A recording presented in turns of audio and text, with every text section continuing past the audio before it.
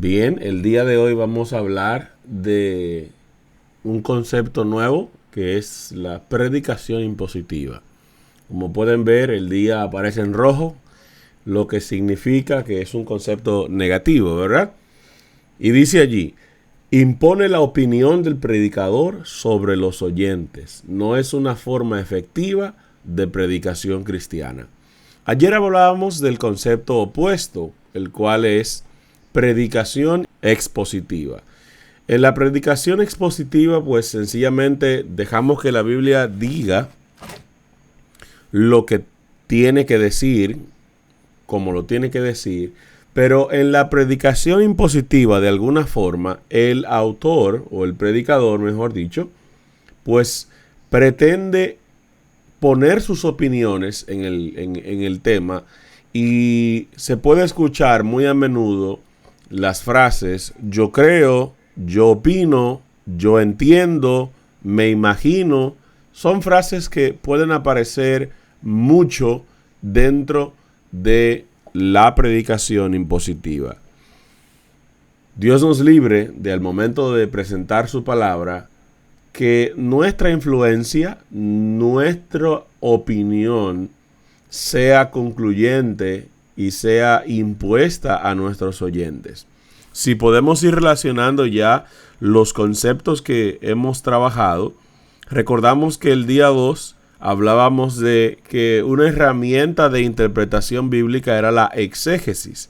La exégesis es bien utilizada en una predicación expositiva, ya que al hacer una exégesis estamos dejando que la Biblia sea su propio intérprete y a través de la predicación expositiva, pues entonces presentamos lo que la Biblia dice. Mientras que si en vez de hacer exégesis hacemos una eisegesis, que es un método de interpretación bíblica en el cual el autor o quien realiza la eisegesis puede imponer sus pensamientos en el texto, entonces estaríamos utilizando una predicación impositiva, dejando así nuestra influencia y nuestra opinión sobre el tema que se está trabajando. Esto es una práctica negativa, es una práctica que a Dios no le agrada, puesto que nuestros pensamientos, lamentablemente, están contaminados por el pecado y pudiéramos correr el riesgo de poner a la Biblia a decir lo que no dijo. Podemos correr el riesgo de plantear lo que Dios no ha planteado. El día de hoy, pues tenemos a un invitado internacional desde la República Dominicana, desde San Juan para el mundo, mi hermano Johnny Francis Berigüete, quien tiene el capítulo 5 del libro de Hechos. Mi hermano Johnny, adelante. Bien, muy buen día para todos, que Dios les guarde. En el libro de Hechos, en el capítulo 4, verso 33, leemos, y con gran poder los apóstoles daban testimonio de la resurrección del Señor Jesús, y abundante gracia era sobre todos ellos. Oramos. Bendito Padre Celestial, Dios que está en el cielo, gracias.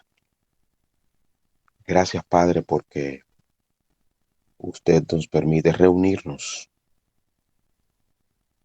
a esta hora, en este momento, para hablar, conversar acerca de su palabra. Rogamos, Señor, e invitamos la presencia de su Espíritu Santo con el fin, Padre, de que podamos ser guiados a la verdad, a su verdad. Gracias, Dios, por escucharnos. En el nombre de Jesús. Amén. Luego de la resurrección de Jesús, los discípulos se mantenían juntos y unánimes. El Espíritu Santo se había derramado y las necesidades de los hermanos menos pudientes, menos afortunados, eran suplidas. Mientras los discípulos proclamaban las verdades del Evangelio en Jerusalén, Dios añadió su testimonio a las palabras de ellos, y la multitud creyó. Muchos de esos creyentes primitivos se vieron inmediatamente separados por sus familiares y amigos, y fue necesario proveer alimentos y hogar. Los creyentes, mis hermanos, los creyentes, aquellos que tenían dinero y posesiones, lo sacrificaban gozosamente para hacer frente a las emergencias, vendiendo sus casas o sus tierras, traían el dinero y lo ponían a los pies de los apóstoles, y era repartido a cada uno según su necesidad, según era menester. Les invito a buscar en el libro de Hechos, el capítulo 4, el verso 34 y 37, que dice, Hechos 34, perdón, Hechos 4, 34 y 37. Hechos 4, 34 y 37. Así que no había entre ellos ningún necesitado, porque todo lo que poseían, heredades o casas, las vendían y traían el precio de lo vendido y lo ponían a los pies de los apóstoles, y se repartían a cada uno según su necesidad. Entonces José, a quien los apóstoles pusieron por sobrenombre Bernabé, que traducido es hijo de consolación, levita, natural de Chipre, como tenía una heredad, la trajo, la vendió y trajo el precio y lo puso a los pies de los apóstoles. Esta generosidad de parte de los creyentes era el resultado del derramamiento del Espíritu Santo. Los conversos al Evangelio eran de un corazón y un alma. Eran de un corazón y un alma. Un interés común los dominaba. Al saber el éxito de la misión a ellos confiada, y la codicia no tenía cabida en sus vidas. Su amor por sus hermanos y por la causa que habían abrazado superaban a su amor por el dinero o por los bienes. Sus vidas, su obra testificaba que tenían el alma de los hombres por más preciada que los terrenos, que las casas que poseían. Viendo esta vislumbre, viendo este escenario, la Biblia nos relata un, un caso muy particular, aislado. Nos relata un caso ajeno a lo que ya se había descrito. Y está narrado en el libro de Hechos, en el capítulo 5, el verso 1 y 2. En el libro de Hechos, en el capítulo 5, el verso 1 y 2. Cuando nosotros vemos,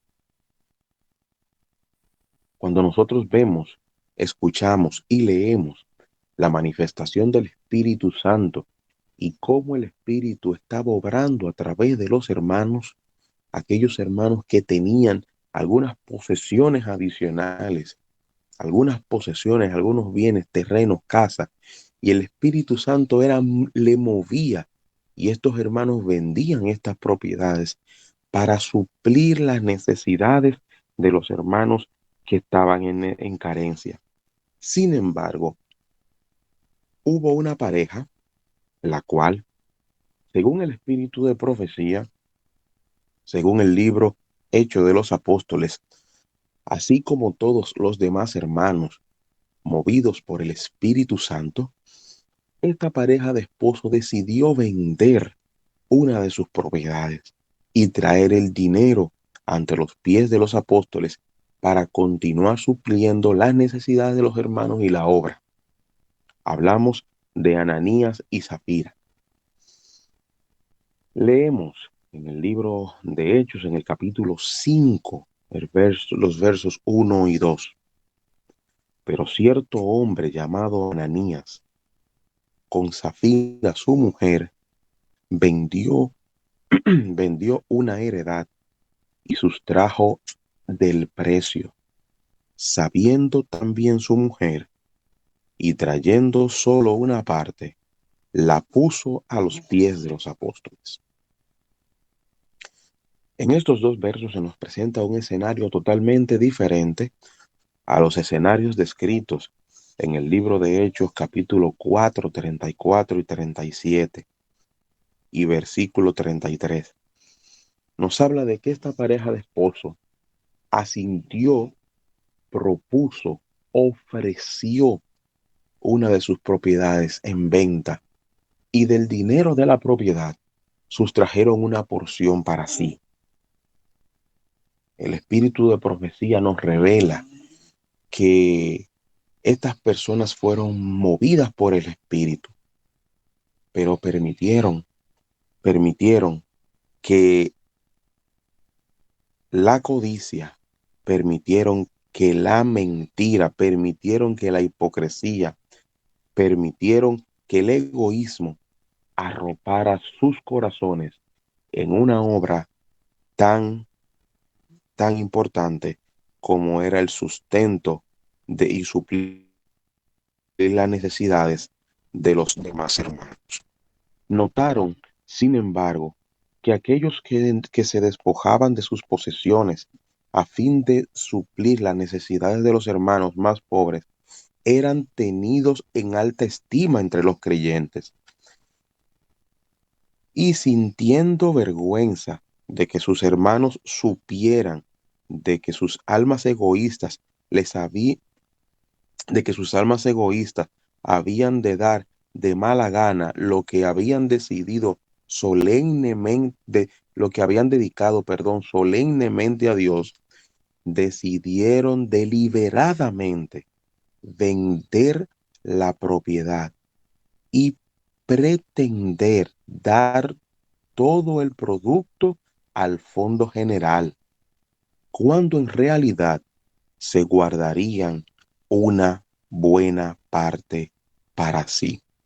En este escenario vemos ya cómo el egoísmo contaminó la obra que el Espíritu Santo estaba haciendo en favor de los creyentes primitivos, de nuestros primeros creyentes. El verso 3 y al verso 10 narra lo ocurrido con esta pareja. El apóstol Pedro le dice a Ananías, leemos en el verso 5 de Hechos, en el capítulo 5, verso 3 al 10. Y dijo Pedro a Ananías, ¿por qué llenó Satanás tu corazón para que mintieses al Espíritu Santo y sustrajeses del precio de la heredad, reteniéndola? ¿No se te quedaba a ti y vendida? ¿No estaba en tu poder? ¿Por qué pusiste esto en tu corazón? No has mentido a los hombres, sino a Dios. Al oír Ananías estas palabras, cayó y expiró. Y vino gran temor sobre todos los creyentes. Y levantándose los jóvenes, se lo envolvieron y sacándolo, lo sepultaron. Pasado un lapso como de 3 horas, sucedió que entró su mujer, no sabiendo lo que había ocurrido. Entonces Pedro le dijo, dime, aquí vemos una oportunidad, aquí vemos una pregunta y aquí vemos una oportunidad de arrepentimiento. Sin embargo, acá vemos la insistencia en mentir, la insistencia en intentar creer que estamos engañando al Espíritu de Dios. Pedro le dijo, dime, ¿vendisteis en tanto la heredad? Y ella dijo, sí, en tanto. Y Pedro dijo, ¿por qué convinisteis a intentar al Espíritu del Señor? He aquí a la puerta los pies de los que han sepultado a tu marido, y te sacarán a ti. Al instante que ella cayó a los pies de él y expiró. Y cuando entraron los jóvenes, la hallaron muerta, y la sacaron y la sepultaron junto a su marido. Y hay una pregunta interesante. ¿Cómo es posible que alguien movido por el Espíritu de Dios haya en un momento corrompido su corazón y haya en él maldad? Recordemos la intención y el propósito. ¿Qué es el egoísmo? Hay unas definiciones que hemos encontrado acerca del egoísmo y dice inmoderado y excesivo amor por sí mismo, que hace atender desmedidamente al propio interés sin cuidarse de los demás. Otra definición que tenemos es persona que solo piensa en sí mismo y en las cosas que le interesan.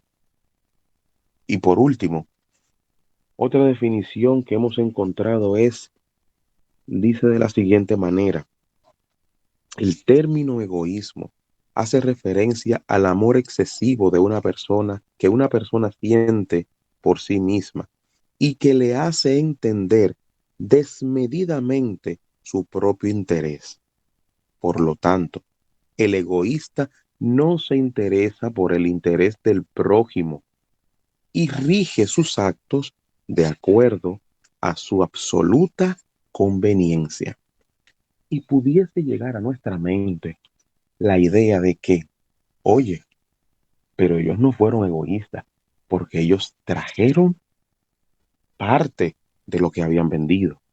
Sí, pero dice que ellos colocaron y rigieron sus actos de acuerdo a su absoluta conveniencia. Sí, pero ellos trajeron la gran mayoría. Ellos trajeron el 75, ellos trajeron el 80, ellos trajeron el 90, el 95.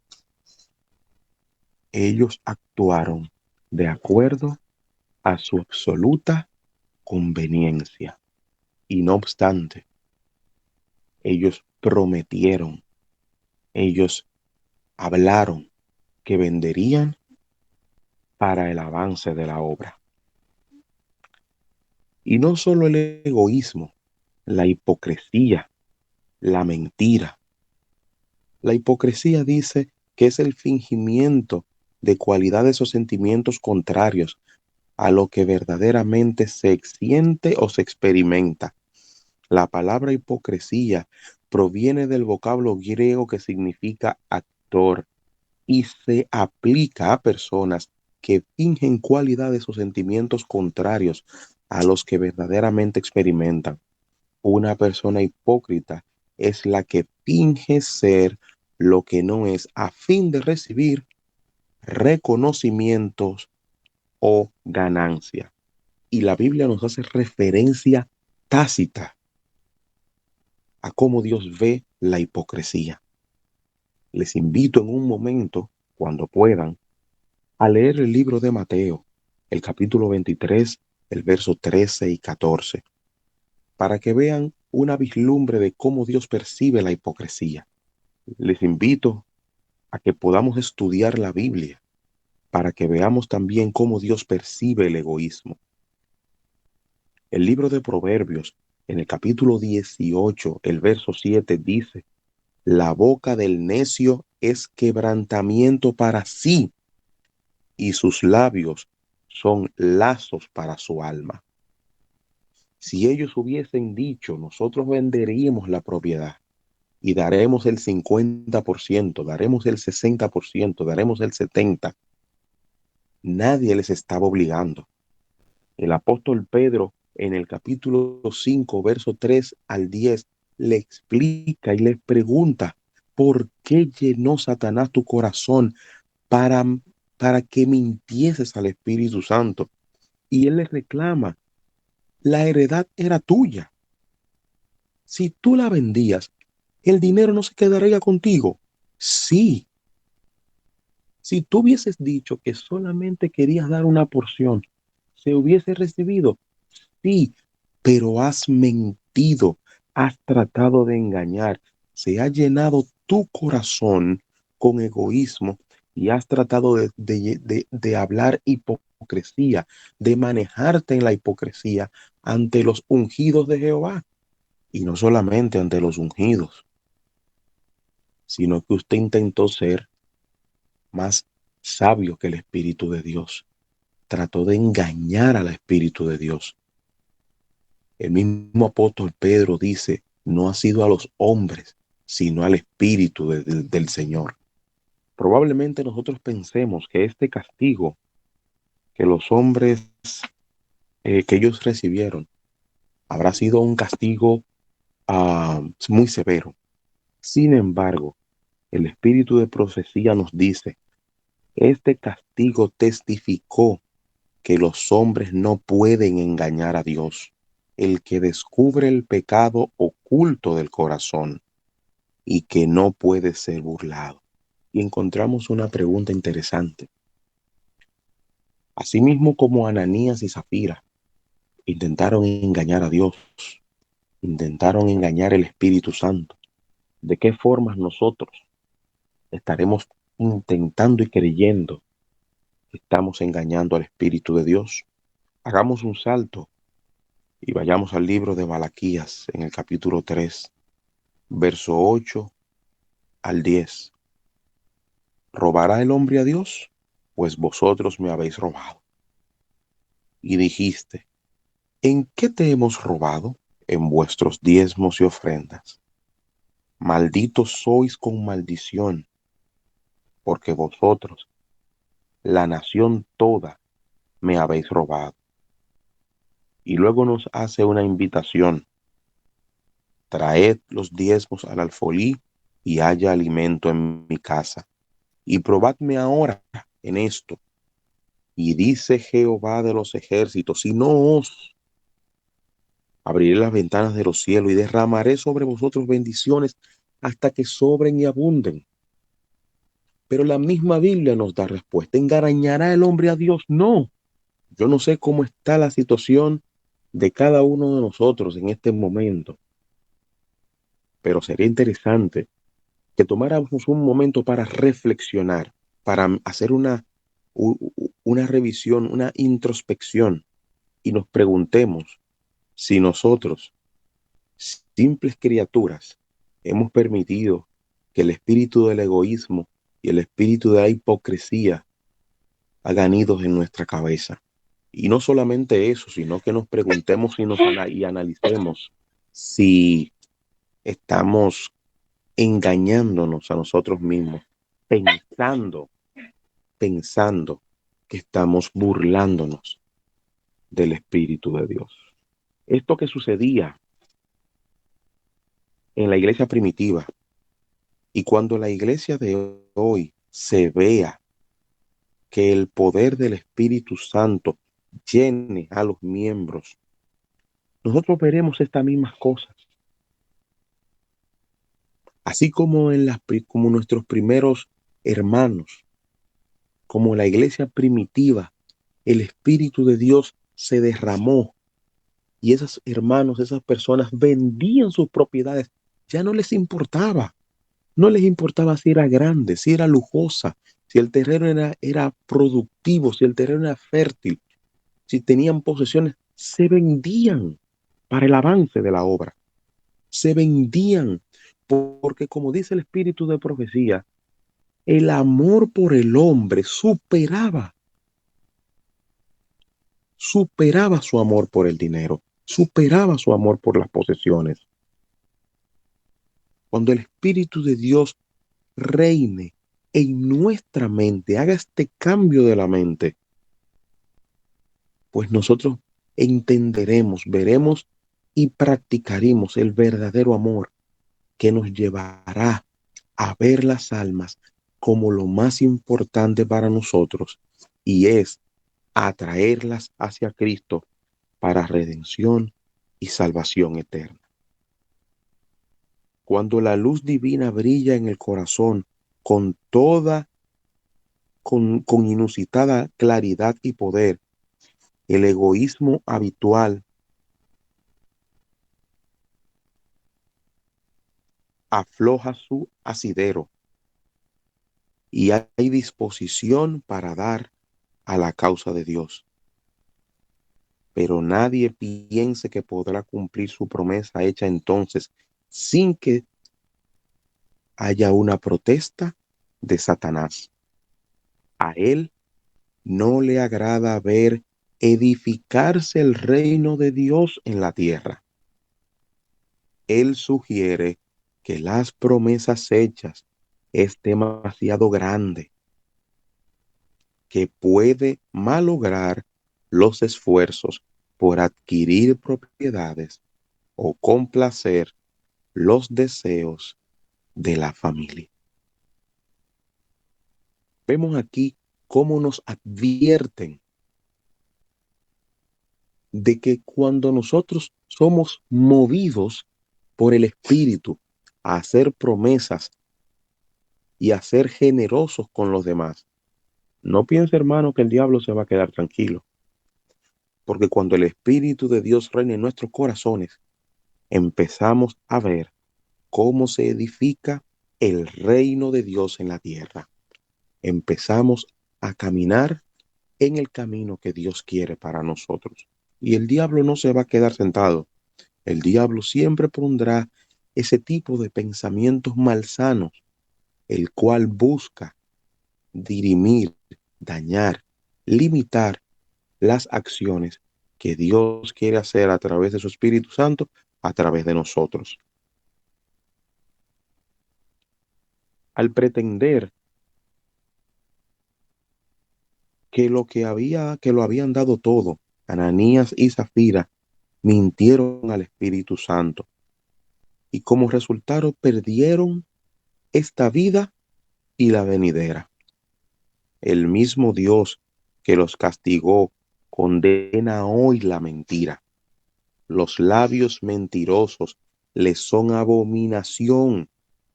Declara que la santa ciudad no entrará ninguna cosa o que sea abominable o de mentira. Y esto se encuentra registrado en el libro de Apocalipsis, en el capítulo 21, el verso 27. Y tristemente, el tiempo nos está yendo en contra. Porque hemos descubierto, mis amigos, mis hermanos, que este capítulo 5 del libro de Hechos no solamente nos narra el Espíritu Santo actuando de forma severa contra el pecado, sino también que nos demuestra el Espíritu Santo actuando con poder para gloria y salvación de los hombres de aquel entonces. Pero lamentablemente el tiempo nos ha traicionado.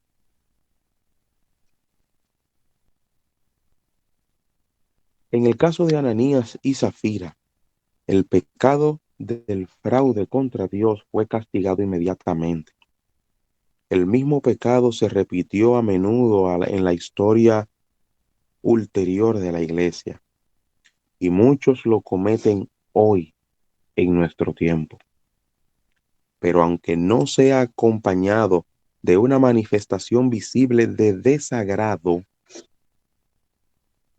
por parte de Dios, no es menos horrible a su vista ahora que en el tiempo de los apóstoles. La amonestación ha sido dada. Dios ha manifestado claramente su aborrecimiento por este pecado. Y todos los que se entreguen a la hipocresía y a la codicia pueden estar seguros de que están destruyendo sus propias almas.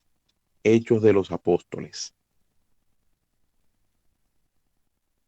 Así que, mis queridos amados amigos y hermanos, en otra ocasión, si Dios nos los permite, conversaremos del mismo capítulo 5 y veremos el poder de Dios, cómo se manifestó en estos hermanos, en donde vimos a un Pedro que fue arrestado por predicar la palabra. en donde vemos a un Pedro que las personas salían y colocaban a sus enfermos a la orilla de las calles para que al pasar Pedro, ellos decían que solamente la sombra de él. Vemos el poder del Espíritu de Dios obrando a través de la vida de estos apóstoles. Es un capítulo poderoso que nos lleva, nos insta a estar avisados en contra de los males de la mentira, del egoísmo, de la hipocresía, pero también nos mueve a ver la obra del Espíritu Santo en pro de la salvación de las almas.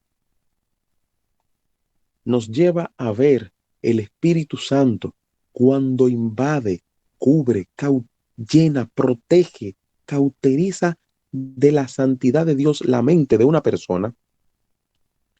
Vemos cómo esa persona es maltratada, es golpeada, es castigada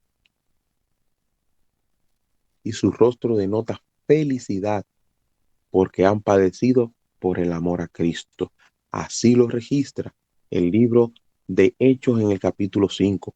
Los apóstoles se sentían gozosos y los escribas y los fariseos le decían, dejen de predicar. Y mientras más le decían que no, pues más predicaban. De hecho, narra que los encarcelaron a Pedro, que Pedro fue encarcelado. Y Dios tomó control de eso y sacó a Pedro de la cárcel. ¿Y por qué lo encarcelaron? Por estar predicando.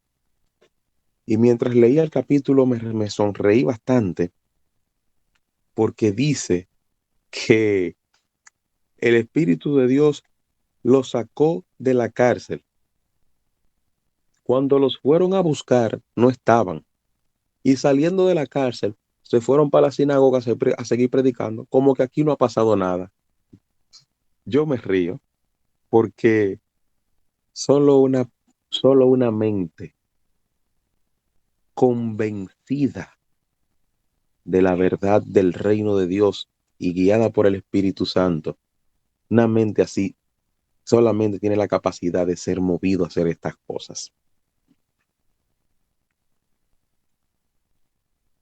Ellos salieron de la cárcel y se fueron a predicar, a seguir predicando.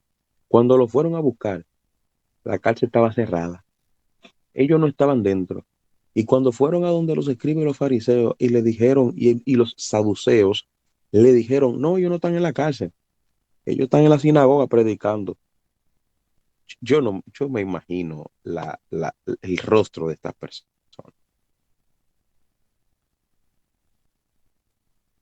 Este capítulo nos llama a mantener una comunión con Dios, a mantenernos constante en la oración, para que de esta manera podamos mantener una comunión permanente con el Señor. Vemos que no necesitamos mucho para que la maldad y la cizaña del enemigo pueda entrar en nuestra vida. Necesitamos menos que un segundo, él no necesita tanto. Este capítulo 5 nos enseña cómo aún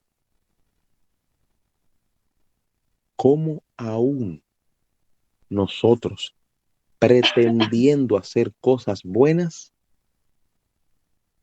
nuestra intención nos lleva a cometer pecado contra el Espíritu Santo.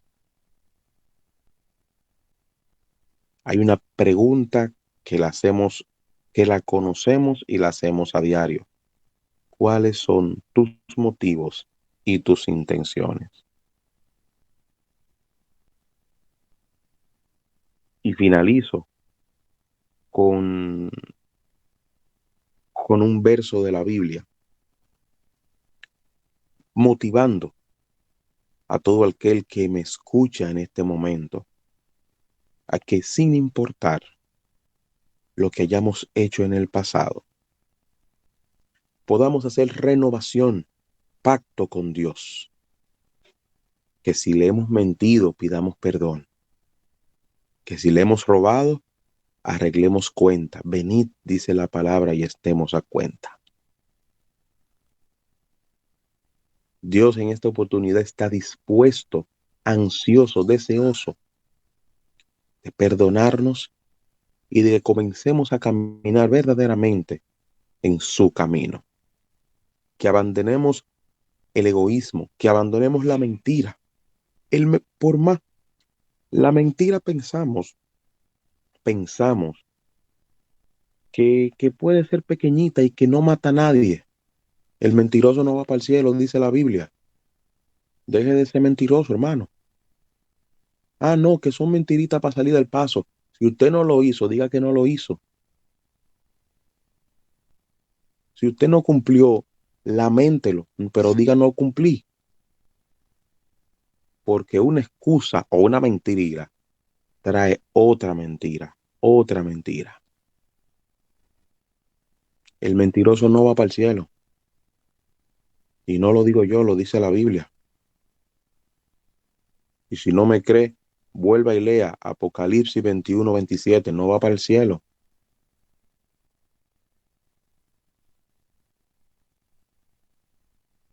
Pero les dejo con esto. Romanos 8:35 y 39. ¿Qué nos separará del amor de Dios?